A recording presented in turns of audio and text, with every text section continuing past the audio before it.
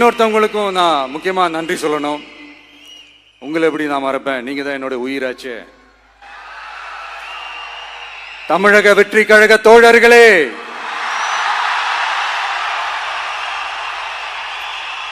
உண்மையில சொல்லணும்னா நீங்க இல்லைன்னா எதுவுமே இல்லை.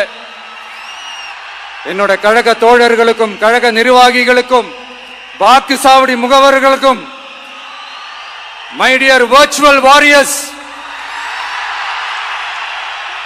உங்கள் அனைவருக்கும் கோடான கோடி நன்றிகள்.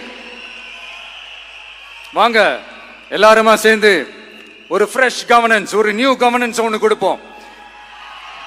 This is a new beginning.